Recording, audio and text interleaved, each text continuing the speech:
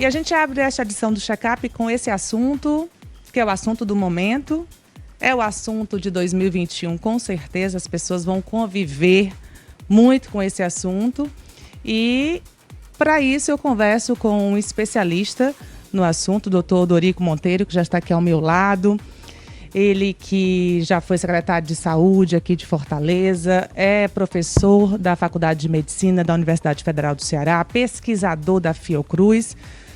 Doutor, é um momento de alívio para as pessoas a chegada da vacina, mas não quer dizer que em 2021 a gente vai se livrar da pandemia, né? Vai se livrar do vírus.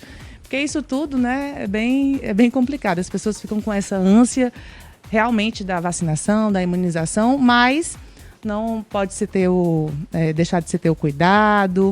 O que é que o senhor está pensando sobre tudo isso, já que o senhor está bem nessa linha de frente aí desses cuidados? Natália, primeiro quero agradecer o convite para estar participando com você do seu programa Check-up, parabenizar por essa carreira brilhante e você colocar na agenda, na pauta, esse tema tão importante desse momento, que é a pandemia, que é a resposta da ciência à pandemia. É muito importante que a gente entenda que é pela primeira vez na história da humanidade que a gente tem uma vacina sendo desenvolvida em menos de um ano.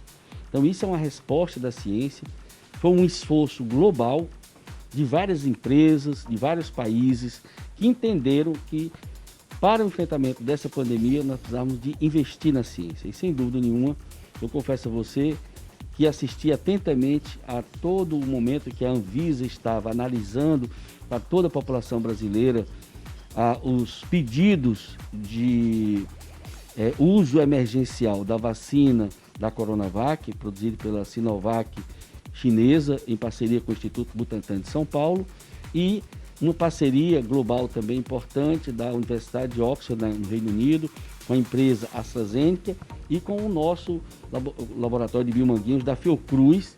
Então isso, sem dúvida nenhuma, foi um momento que a gente respirou aliviado quando a Anvisa autorizou que o Brasil podia, então, naquele momento, iniciar o processo de vacinação. Então, sem dúvida nenhuma, eu acho que foi uma grande resposta da ciência para esse grande desafio humanitário, esse grande desafio global, que é o enfrentamento dessa pandemia. E mesmo com essa rapidez, doutor, há uma segurança nessa vacinação, né? Não, sem dúvida, Natália. Isso é muito importante e eu quero aqui registrar que o Brasil, o nosso Programa Nacional de Imunização, já tem 47 anos. Nós temos aquela carteira de vacina de Sistema Universal de Saúde mais robusto do mundo e temos, sem dúvida, um processo de garantia, né, da saúde pública com a questão das vacinas. Nós já temos no mundo aproximadamente 70 países que já iniciaram o processo de vacinação, já foram aplicadas mais de 100 milhões de doses, e o que a gente está vendo é que essas vacinas que estão sendo aplicadas, onde elas estão sendo aplicadas, a eficácia, a segurança está sendo presenciada nessas campanhas de vacinação. Então é muito importante a gente dizer, e eu sempre digo, Natália, tudo é motivo para vacinar. Quando uma agência como a Anvisa autoriza que aquela vacina seja aplicada na população, é porque ela é segura e vai trazer muito benefício no enfrentamento dessa pandemia. Efeitos colaterais importantes não, né? Diante desse número tão grande de pessoas vacinadas até agora? Sem dúvida. Não temos nenhum registro, né, na escala, né? E é muito importante a gente ter segurança, porque onde é que ela está sendo aplicada? Nos países que têm o que a gente chama de sistema de vigilância muito forte. Na Europa, nos Estados Unidos, na Europa, Reino Unido, né, Espanha, Alemanha. Então são vários países do mundo, na China, na Índia, né? Agora nós estamos começando no Brasil. E essa fase da vacina, que a gente chama da fase 4, né? Uma vacina, Natália, ela tem a fase inicial, que é aquela fase que você testa a droga em animais, para você ver se ela produz o efeito desejado. Depois você testa ela em pessoas sadias, para você exatamente ver a questão da segurança, a toxicidade, se vai fazer algum mal. E depois, na população, numa escala maior. E isso é o que a gente chama de fase 2 e fase 3. Né? Em algumas dessas vacinas, juntaram as duas fases para ganhar tempo, sem prejuízo dos testes que foram feitos. E essa fase 4, que é essa fase agora que a gente aplica na escala de milhões. Então, até hoje nós não temos nenhum alerta em relação de contraindicação, é importante, a essas vacinas. Permanece ainda a máxima que são vacinas seguras e que a população pode ter certeza que nesse momento a vacinação é fundamental. Contraindicações são nas pessoas que em que não houve o teste, não é isso? Na realidade, eu nem diria que não é contraindicação. Para quem, no sentido que não é uma contraindicação no sentido de que a vacina fez mal, mas você tem 2 grupos da população que não, por uma questão ética, você não foi feito o teste. Nas grávidas, e geralmente quando você faz algum teste em grávida, para alguma questão específica da gravidez, então são questões do ponto de vista ético bem rigorosas, e crianças também. Você também então, como não foi feito teste em crianças? Em relação às grávidas, está sendo uma discussão, está tendo na comunidade científica, se vai ter benefício ou não, dependendo da situação da grávida, que aí é uma discussão muito importante entre a grávida e o seu médico, para trabalhar custo-benefício, quando aquilo pode se colocar. Então, essa população, não é que ela está excluída dos estudos, por isso ela deve ser excluída por razões éticas da aplicação da vacina. Doutor, tenho muitas perguntas a fazer aqui hoje. Hoje eu estou representando a população. No próximo bloco ele vai voltar também, respondendo aquelas perguntas bem importantes que vocês querem saber. Quem já teve Covid precisa vacinar? Quando é que todo mundo vai ser vacinado? Como é que vai ser esse ano de 2021? Dá para tentar responder, né, doutor? Ele vai tentar. No que ele souber, no que tiver alcance, ele vai responder. Mas, doutor, como é que está a vacinação aqui no estado? A princípio, né, vem aí o grupo 1, que são as pessoas com mais de 75 anos, os profissionais que estão na linha de frente. Como é que está esse primeiro momento? Olha, Natália, esse primeiro momento é muito importante que a gente entenda que ele tem objetivos muito, muito claros no sentido de benefício. O maior desafio quando a gente está enfrentando uma pandemia, uma epidemia, na saúde pública, é evitar a mortalidade, ou seja, reduzir a mortalidade é o grande desafio. A população acima de 75 foi a população que mais foi vítima da doença em função de ser o grupo mais vulnerável em relação à mortalidade. E a população de profissionais de saúde, porque o profissional de saúde ele está exposto 100% do tempo, na sua grande maioria, né, a toda a população, e tem inclusive aqueles que estão especificamente no front em relação à Covid. E também o pessoal de laboratório, né? Então, por exemplo, nós na Fiocruz temos um laboratório que faz, em média, 7.500 exames por dia do PCR, né? Que é a nossa central analítica, que é onde, inclusive, eu também estou apoiando lá dentro da Fiocruz essa central. Então, esses profissionais, nesse momento, é fundamental, porque é eles que vão dar a garantia da continuidade do atendimento, os profissionais de saúde. E a população que mais vai se beneficiar, inclusive, se por acaso ela pegar a doença, mesmo tendo sido vacinada, todos os estudos mostraram que a doença não evolui para a sua forma grave. Então, a redução da mortalidade é um grande desafio, nós da saúde pública, no enfrentamento das pandemias. É isso que a gente não quer. E o Brasil vai entrar para a história como sendo o país que teve a maior letalidade nessa pandemia. O que é a letalidade? É a quantidade de pessoas que pegaram a doença e morreram. Só para a gente ter uma ideia, a China tem 1 bilhão e 400 milhões de habitantes, não morreram 10 mil pessoas. O Brasil tem 210 milhões de habitantes, nós já tivemos, vamos talvez encerrar o dia, essa semana, com mais de 220 mil mortos. Então, isso sem dúvida nenhuma é uma catástrofe do ponto de vista, é um desastre do ponto de vista do enfrentamento de uma pandemia como essa. Para a gente não achar que é natural essa mortalidade. Essa mortalidade do Brasil não é natural. Essa mortalidade, ela vai ter que ainda ser estudada e as pessoas que estão relacionadas a ela devem ser punidas. Por isso que é muito importante que a gente fale claramente para a população que essa pandemia, o nosso maior objetivo nesse momento é reduzir a mortalidade. Por isso que as vacinas têm grupos específicos nesse sentido.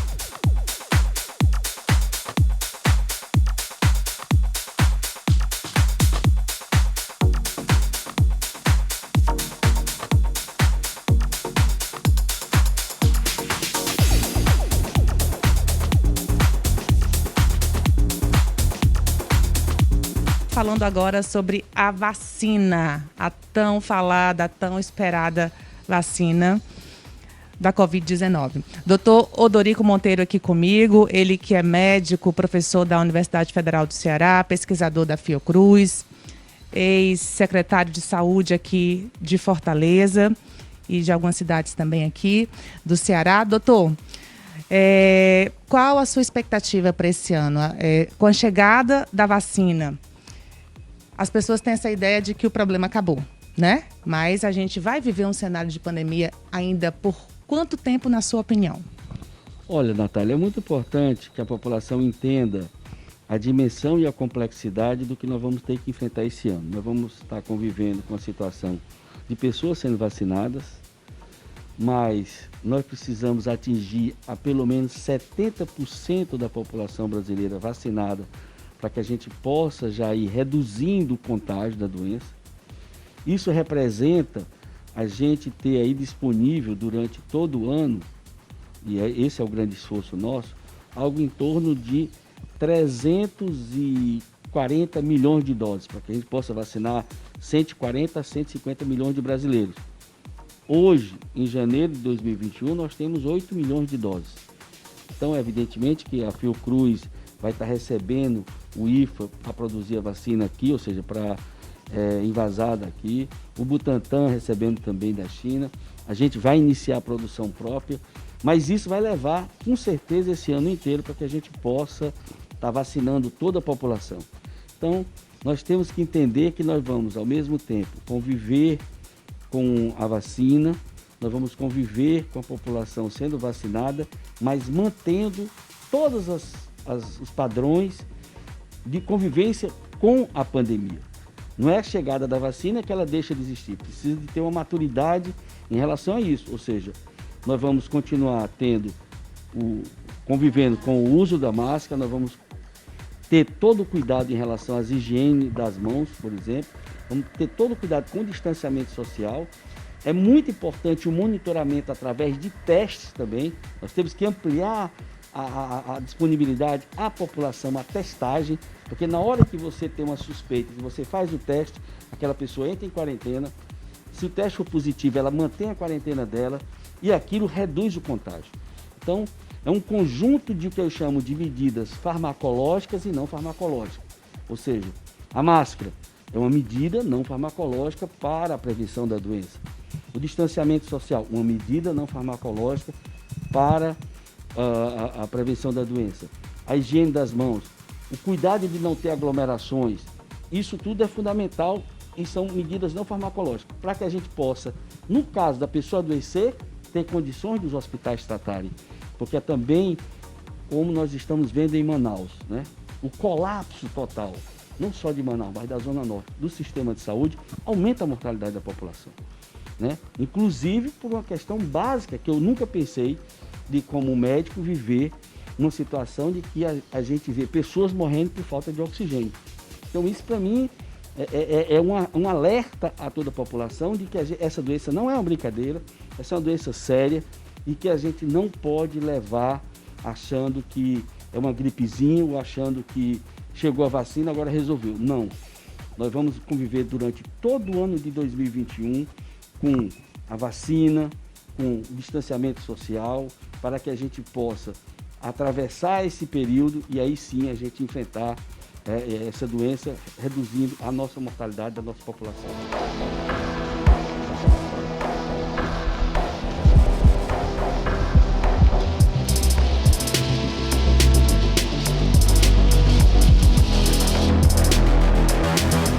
Quem está assistindo a gente em casa, doutor, que é uma pessoa mais jovem, né, que não tem doenças, que não está em nenhum grupo, né, prioritário, quando é que eu vou me vacinar? Quando é que essa vacina vai chegar até mim? Vamos relembrar os grupos? O grupo 1 que já está sendo vacinado e qual a previsão, qual é a expectativa para essa vacinação em massa? Eu acho que a questão mais importante é a gente entender que a saída de um grupo para o outro vai depender da quantidade de vacinas. Então, nesse momento prioritário, a população acima de 75 anos, a população que está em instituições, os idosos que estão em instituições de idosos de longa permanência, os profissionais de saúde, a população indígena, porque é uma população também vulnerável em relação à vacina. E aí depois você vai vir nas fases seguintes, os profissionais de segurança, essas fases, inclusive, elas estão sendo ajustadas, por isso que eu sempre digo que a gente, por exemplo, tem uma grande discussão agora em relação aos profissionais de educação, aos profissionais. Essa questão também, Natália, é importante que a gente diga, mudou de país para país, teve país que priorizou a força de trabalho em relação à população idosa. Então, depende da característica do país, né? Exatamente. Então, o que é que eu acho que é o mais importante agora? Né? É a gente, primeiro, entender que nós vamos precisar adquirir mais doses de vacina, tá certo? E que a população, à medida que a gente for chegando vacina, você vai introduzindo novas etapas e novas fases estão sendo, digamos assim, por exemplo, logo em seguida a população de 75 anos, nós vamos ter que ter uma preocupação com a população entre 60 e 75 que tem comorbidades. O que são as comorbidades? Pacientes que têm diabetes, pessoas que têm hipertensão. Esse é um grupo prioritário. Mesmo as pessoas antes de 60 anos que tenham comorbidade. Então, o sistema de saúde, isso é uma coisa que eu quero chamar a atenção. Não precisa você ir no posto de saúde, você ir no hospital ou em algum canto atrás da vacina. Não. À medida que as vacinas forem chegando, o próprio sistema de saúde vai informando as pessoas, porque também não adianta você se aglomerar em posto de saúde, se aglomerar em hospital, e nós vamos estar criando um mecanismo de você ser cadastrado, e com esse cadastro você vai nos locais de vacinação sendo vacinado. É muito importante essa informação, porque senão as pessoas vão entrar numa ansiedade coletiva e vai fazer aglomeração em unidades que não devem ser feitas com ela, e é pior. Então, nesse momento, o sistema de saúde vai cadastrando as pessoas, as próprias unidades básicas, os agentes de saúde vão estar informando, e à medida que forem chegando as vacinas, porque também não adianta a gente criar expectativa sem vacina, a gente vai informando e vai garantir. Então, por isso que a gente está falando em termos de um ano. Por quê? Porque até agora nós só temos 8 milhões de doses. Vamos precisar de 380, 350 para a gente já começar. Então, por isso que nós vamos levar esse ano todo ainda vacinando e convivendo com a pandemia. E o senhor falou algo bem interessante aí com relação até a essa mudança, né? Algumas mudanças estão acontecendo pela necessidade. Por exemplo, profissionais de educadores, né? Importantíssimo, porque a professora contraiu o Covid para a aula. Então, toda turma já volta, né? Quem está tendo aula presencial, por exemplo. Doutor, perguntas bem rápidas e são aquelas perguntinhas que as pessoas têm dúvida, né? Quem já teve Covid precisa se vacinar? Precisa. Muito importante isso, sua pergunta é extremamente importante. Por quê? Porque nós ainda estamos aprendendo muito com essa doença.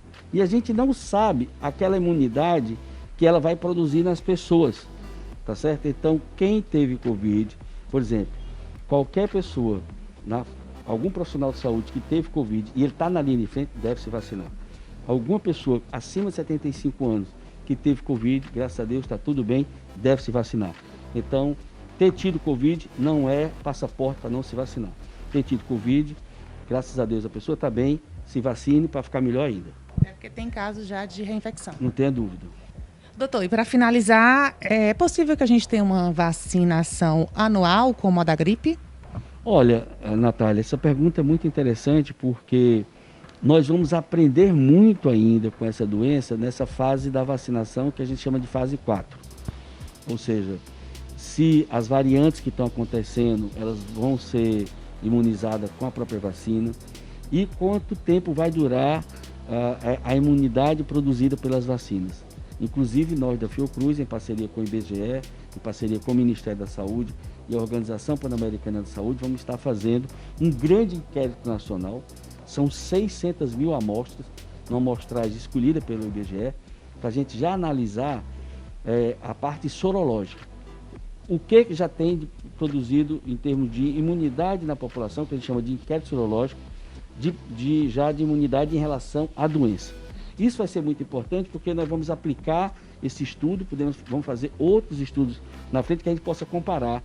Então, só o estudo nessa fase 4 é que vai dizer como é que nós vamos se comportar em relação à produção da vacina. No caso da gripe, todo ano a gente faz a vacina porque há a mutação do vírus. Agora mesmo nós estamos fabricando as vacinas que vão ser aplicadas na população idosa em abril. Então é possível, inclusive, que em abril a gente vai tendo a vacinação da Covid junto com a vacinação da gripe, que é a proteção também contra a vacina da gripe, que é produzida todo ano. Então, ainda não está claro como é que vai ser o processo dessa vacina. E nessa fase 4, que nós vamos estar aplicando a vacina, é que vai ser estudado e esclarecido isso no futuro. Doutor, parabéns então pelo trabalho de vocês, pelo empenho. E eu espero, né, que em breve as pessoas possam estar imunizadas, tranquilas, retomando a sua vida aí de forma, né, normal, de forma natural. Muito obrigada pela participação aqui no programa Check-up. Natália, eu que agradeço e estamos sempre à disposição de vocês para que a gente possa fazer algum esclarecimento à população.